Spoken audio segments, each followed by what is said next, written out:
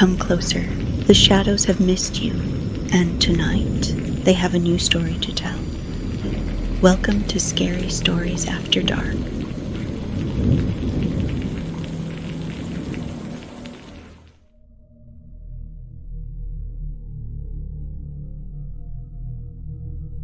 The mannequin moved. I swear on whatever God is still listening, its head turned toward me, slow as wet cement setting, that perfect glassy stare locking onto mine. I froze in the dim back room of the thrift store, the hum of the fluorescent lights suddenly deafening, the smell of dust and old fabric clinging to my lungs. Its painted mouth, a thin coral pink smudge, seemed wider now, not smiling exactly, but like it was waiting.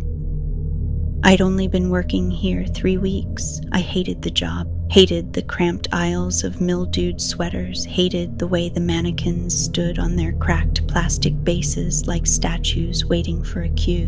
But rent was rent, and this one, the mannequin with the cracked porcelain skin and one slightly misaligned eye, was my responsibility tonight. When I'd come in for my shift, it was in the display window, draped in a 1970s wedding dress, lace-yellowed and brittle. Now it was here in the storage room, blocking the door. I hadn't moved it. No one had come in. The shop had been dead all night.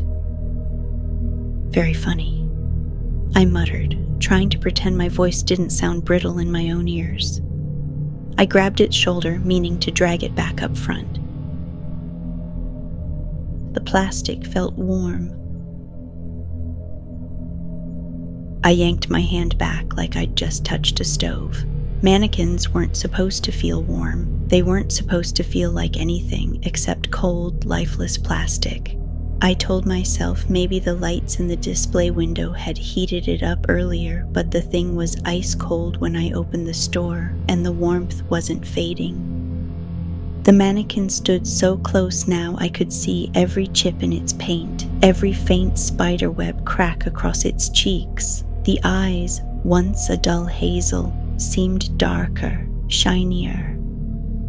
I gripped its arm again, determined to shove it back to where it belonged, and that's when I heard it.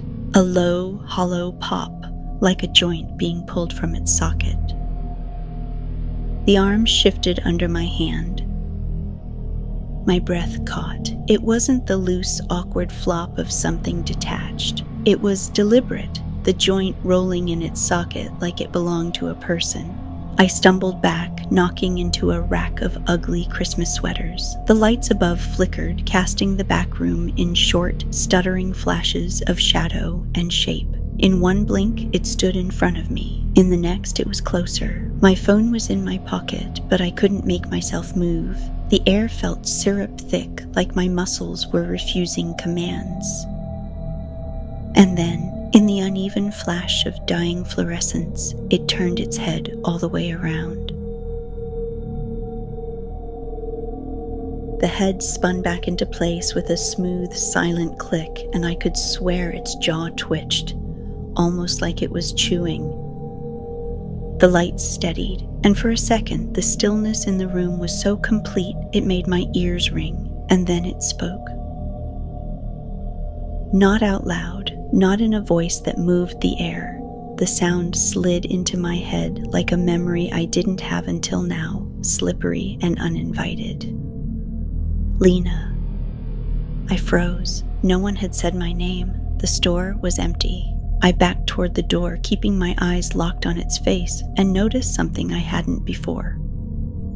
A thin hairline crack across its temple. It was pulsing like a heartbeat. My knees felt weak, but I managed to grab the doorknob and yank. It didn't budge. The latch rattled like someone was holding it from the other side. I spun back. The mannequin wasn't there. I whipped my head left, then right, the panic hitting so hard I tasted blood. My pulse was hammering, the air in the room somehow thicker, warmer. Then I saw it. Through the glass pane of the storage door, barely visible in the dim glow from the sales floor, it was standing at the register, its head tilted, watching, waiting. It raised its hand, slow, deliberate, and pointed at me. It was on me before I could blink. 1 second, it stood at the register. The next, it glided across the floor, faster than anything without joints should move. The sound wasn't footsteps. It was the hiss of fabric brushing over linoleum, the faint creak of something stretching too far. I threw myself sideways, slamming into a stack of cardboard boxes, sending dusty paperbacks spilling across the floor. My shoulders screamed, but I kept crawling, trying to put anything between me and it. The mannequin's head followed me the entire way, swiveling smoothly as if its spine was made of oil. Its hands flexed, the fingers bending back farther than they should, cracking one by one. I staggered to my feet and bolted down the narrow aisle of vintage coats. The air was thick with mothballs and mildew, each step dragging like the floor wanted me to stay. The lights overhead popped, 1, 2, 3, plunging each section into darkness just before I reached it. Behind me, I heard it moving. Not running, not stumbling, just closing the distance. I risked a glance back and wished I hadn't. It was crawling now, on all fours, its arms bent wrong, shoulders rolling like they were made of soft clay. The wedding dress dragged behind it in a filthy train, lace shredding under its weight. The worst part? Its face never changed, perfectly painted, perfectly calm, perfectly watching. I hit the end of the aisle and slammed into a wall of locked glass cases, porcelain teacups, silver trays, and antique dolls staring out at me like tiny, silent witnesses. Dead end. The only sound was my breathing, ragged and loud in the stillness. I pressed my back to the glass, my fingers groping for anything to use as a weapon. Nothing, just cold metal and my own panic. I forced myself to look down the aisle. Empty. The coats hung still. The space where it should have been, where I swore it had been crawling, was just rows of moth-eaten sleeves swaying gently, like something had brushed past them seconds ago. I almost convinced myself it was gone. Then the coats to my left rippled. Something pale slid out between them, a hand, fingers too long, the nails chipped like old paint. The plastic didn't look like plastic anymore. It looked like skin with a thin coat of varnish, every crease and wrinkle carved in. Before I could move, it gripped my ankle.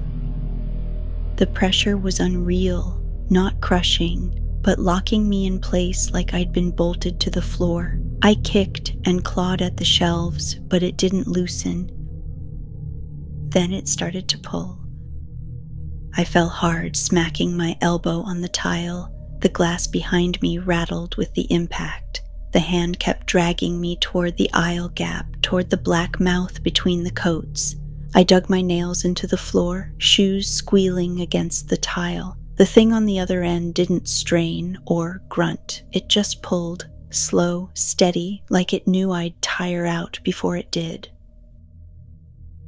And through the shadows, I saw its face peering at me, upside down. The coats swallowed me. 1 second I was staring at the chipped coral lips and glassy eyes. The next, my world went dark under layers of musty fabric. The air smelled like dust, mildew, and something sour, something alive. I kicked, thrashed, screamed, but the hand on my ankle didn't falter. It dragged me through, my fingernails splitting as I scraped at the floor. When the fabric finally let go, I was somewhere else.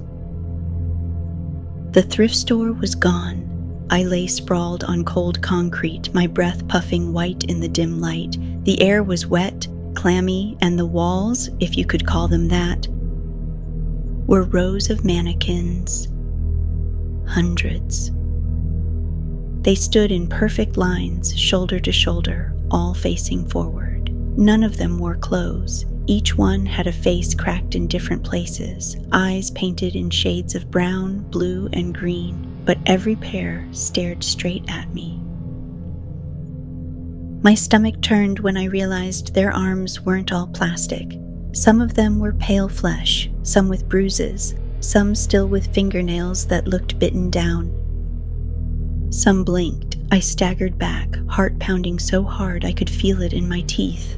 Behind me, the wedding dress mannequin rose to its full height, head tilting in that same smooth, unnatural arc. It stepped forward, and the others followed. One synchronized movement, and in the wet, whispering shuffle of bare feet and scraping bases, I heard it again, not aloud, but inside my head. Stay. They closed in without breaking their perfect spacing, a silent tide of faces that didn't move, yet somehow grew closer every time I blinked. I backed into the nearest wall, but the concrete behind me wasn't cold anymore. It was warm, like skin, my palms pressed against it, and the wall shivered. A mannequin's head slid out from the surface, eyes locked on mine, mouth stretching far too wide. I ran. The room seemed to go on forever, rows blurring past me in a pale smear. The mannequins moved with me, some stepping down from their bases, others tilting forward as if ready to fall, but never quite falling. I didn't hear footsteps. I didn't hear breathing, just that low, wet pop of joints moving in ways they shouldn't. I spotted a door ahead, black metal, no handle, but it was something. I sprinted, every muscle screaming, the wedding dress rustle gaining on me. Halfway there, a mannequin stepped directly into my path. No movement before, no warning, just there. Its hand shot out, gripping my chin, tilting my face up so I couldn't look anywhere else. Its painted eyes blinked. I wrenched free, slamming into it with my shoulder, the impact making its head snap back at an unnatural angle. It didn't fall. I threw myself at the black door. It gave under my weight, opening into blinding white light. I stumbled through and found myself back in the thrift store, standing at the register. Everything was still, normal. The clock on the wall said only 15 minutes had passed. I laughed, short and shaky, and started toward the front door. The shop was empty. Almost. In the display window, dressed in the yellowed wedding gown, stood the mannequin. Its head was turned just enough to watch me leave. And as I stepped out into the cold night air, I caught my reflection in the glass. My eyes were painted,